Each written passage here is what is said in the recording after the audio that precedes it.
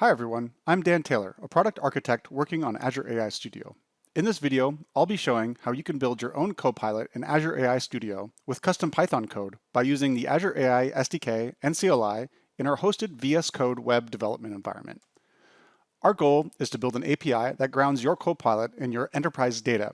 And to do that, we'll be creating a chat function that will take a list of chat messages from the user, generate a vector representation of the user's question using an ADA embedding model from Azure OpenAI service.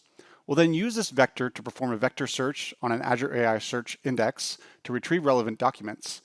And then we'll use those documents to generate a prompt that we send to a GPT-35 Turbo model hosted in Azure OpenAI service. We'll deploy this API to a managed online endpoint so that it can be consumed by a web application, which is outside of the scope of this video. And then all of this will be hosted in an Azure AI Studio project so that we have a single place to organize all of the components of our application. In the video, we're going to be taking the following steps to start from complete scratch without skipping anything to deploy this application. First, we will go to Azure AI Studio to create an Azure AI resource and project. We'll then open VS Code Web and clone a sample app that we'll start with. Then we'll move on to using the Azure AI CLI to create the model deployments in the Azure AI Search Index, and then test the model deployments and search index to make sure they're working, and finally generate environment variables that our code can use to connect to the Azure AI resources. Then we'll switch over to the Azure AI SDK, where we'll use the SDK to run and evaluate the chat function locally to make sure it's working well. We'll then improve the prompt used in the chat function and evaluate how well those improvements are improving the quality of our Copilot responses. We'll then deploy the chat function to an API, and then we'll just invoke the API and get a streaming JSON response as an example. All right, we're going to get started building everything starting from scratch from ai.azure.com. Let's dive right in. Let's go ahead and head on over to ai.azure.com.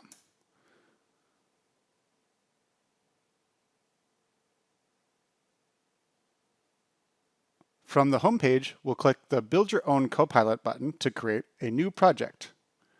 Here we'll specify a project name, and we'll select to create a new Azure AI resource to host our project.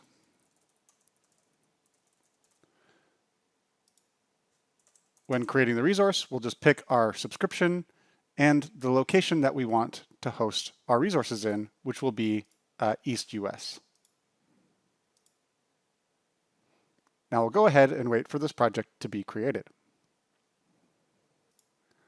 This project is connected to an Azure AI resource, which organizes the compute, data, and models that we'll need for our solution. A resource can have multiple projects connected to it, which allows you to share your cloud resources amongst different members of your team.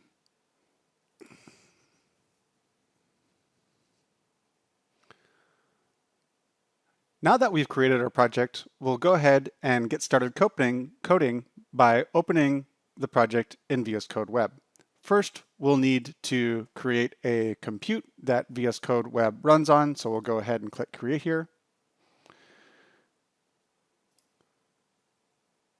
Now that our compute is created, we'll set up an environment for VS Code to run in on this project. Note that you can have different environments and different projects running on the same compute. The environment is basically a container that is available for VS Code to use for working within this project. Now that our environment is ready, we'll go ahead and launch VS Code Web, which will open up in a new browser tab.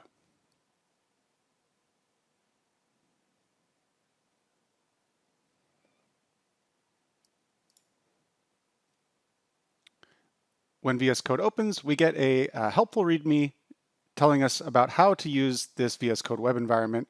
In particular, I want to point out that there is a personal code folder for us to use for our own personal work for cloning Git repos, and a shared folder that has files that everyone that is connected to this project can see. So if we have shared assets or data that we want to share with other people, we can go ahead and move it to that shared folder.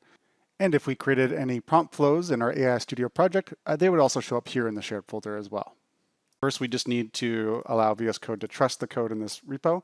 We'll press Control-Shift backtick to open the terminal, and we'll go ahead and clone the sample repository that we have in the README here.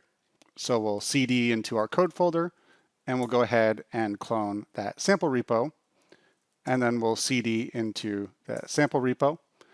We can see that there is a helpful README that comes with the sample repository, which contains instructions that we can use to install packages and create our application.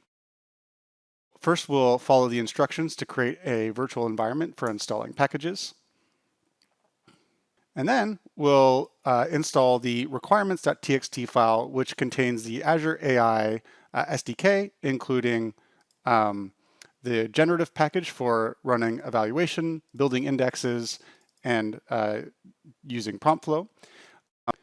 And when the packages are finished installing, we can go ahead and follow the remaining steps in the README file.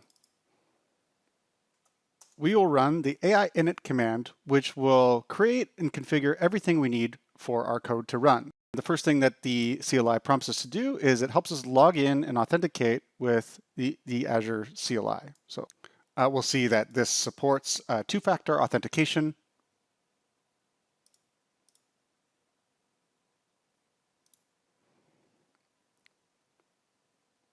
And then we can go ahead, once this login is completed, we can go back to VS Code Web and continue the steps from there.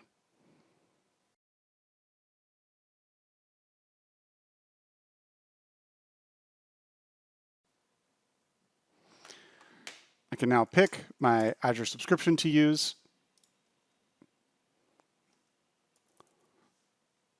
Select the project that we just created.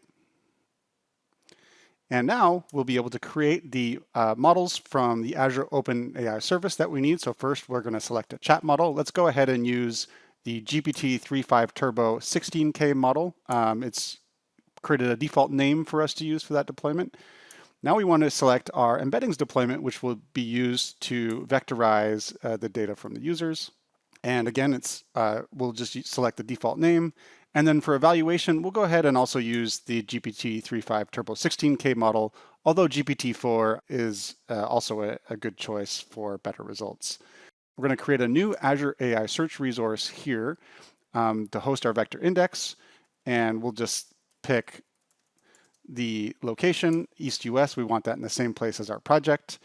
And we'll go ahead and use the same resource group that was generated for our Azure AI search resource. And again, we'll just pick the name that the CLI suggested for us here for the Azure AI search resource.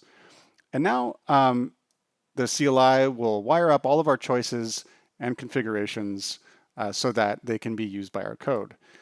First, it outputs this config.json file, which is used to point the sample repo at the project that we created.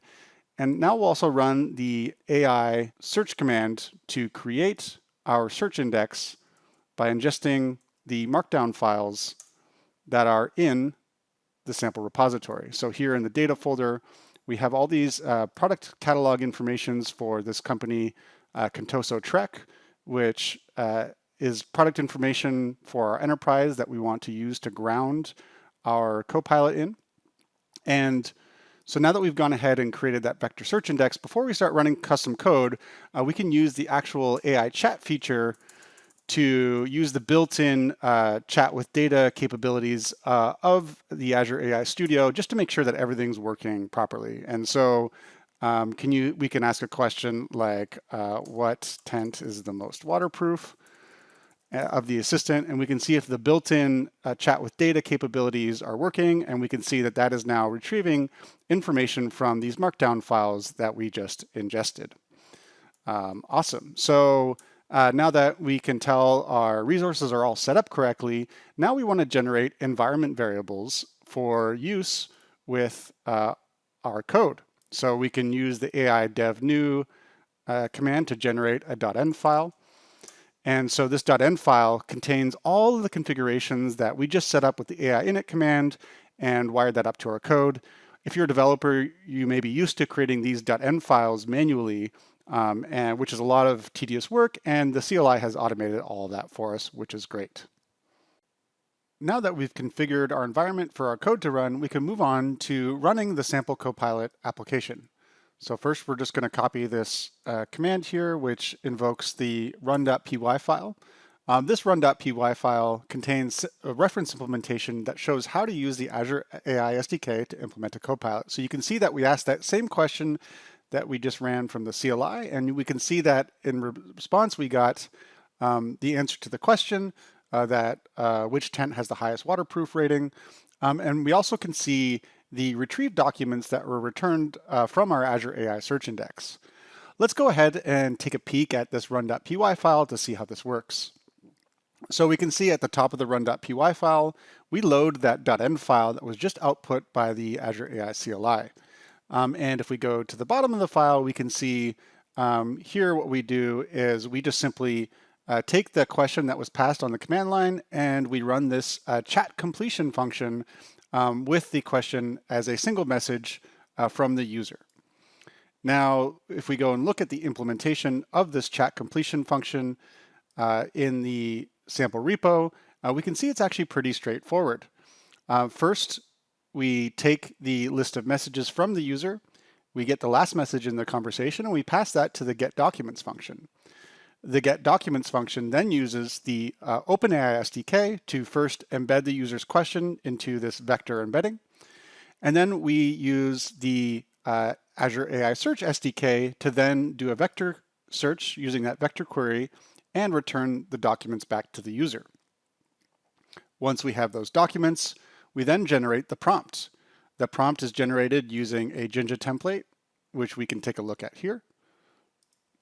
That Jinja template contains the instructions to the Azure OpenAI Service Model and contains the list of documents. And then we return the response back to the user. It's that simple.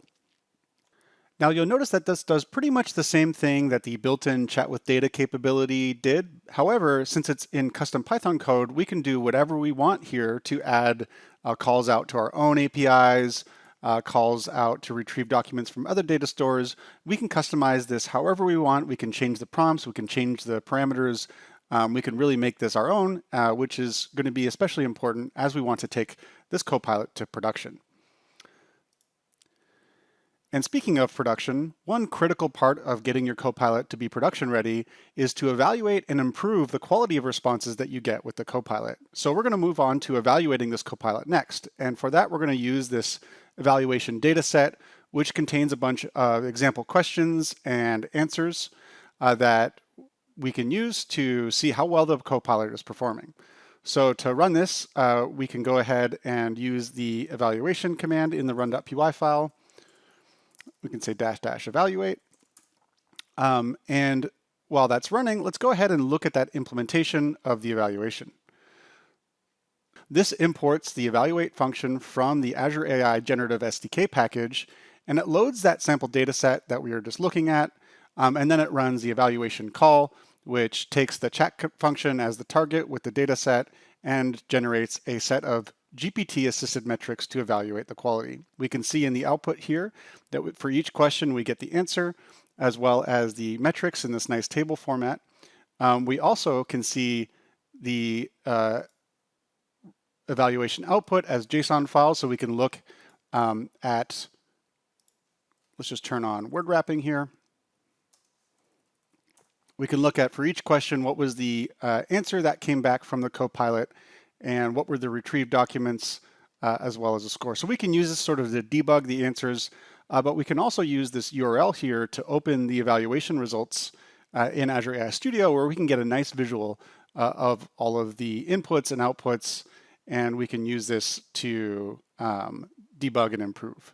So here we can see the distribution of scores. So here we're calculating a standard set of GPT-assisted metrics that help us understand how well is the Copilot's response grounded in the information from the retrieved documents. There we got a score of 4.08.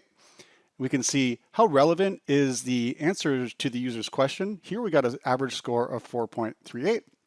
And overall, how coherent and natural is the response of the generated text. And here we get a score of 4.08. We can look at the individual rows and questions that are being asked. So we can see for each question, what is the answer provided, what were the retrieved documents in this nice visual here, and also the provided truth answer. So as we scroll down here, we can see that the brand for the Trailmaster tent, this score is low with ones. We can see that the answer, the Copilot didn't even attempt to answer the question. So that's maybe one question that we want to be able to improve the answer on. So let's go back and see if we can improve the prompt using our Copilot. Here we've had a teammate who's really good at prompt engineering come up with a nice, safe and responsible and helpful prompt, and we're just going to update that prompt and rerun evaluation from the command line. We're going to say -- evaluate, and this time we're going to give it evaluation name of improved prompt so that we can easily keep track of this evaluation result when we go back to the studio. All right, now that that evaluation has completed, we can go back to the studio. Here, this time we'll just look at our list of evaluations. We can see the history of those evaluations, so we can always go back to previous results. Here, we're going to click the two evaluations, and then we're going to compare. When we compare, we can see that the scores with this new prompt have improved significantly overall. And then we can, for each of these responses, see the differences in the two Copilots. And as we scroll down, we can see that in this case that we were actually able to get a better answer to that question of what the brand is for the Trailmaster tent. Now let's go ahead and deploy this Copilot to an endpoint so that it can be consumed by an external application or website. To do that, we'll go ahead and run the deploy command in the run.py. And we'll actually provide a deployment name here, Copilot SDK deployment.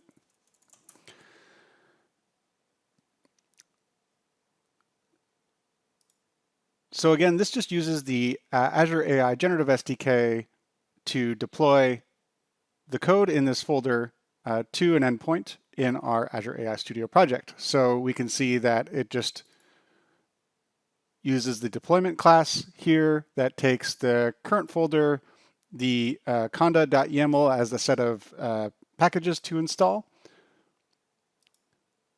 And it points to the chat function that we just looked at, as well as setting up all of the environment variables, including grabbing secrets from our project so that when the code is deployed in a production environment, it runs just the same as it does when running locally. So that endpoint has been created and the source code has been uploaded. Now we'll just wait for our endpoint and deployment to be ready to use. Now that our deployment has completed, we can run the invoke command on run.py, and here we can specify the deployment name.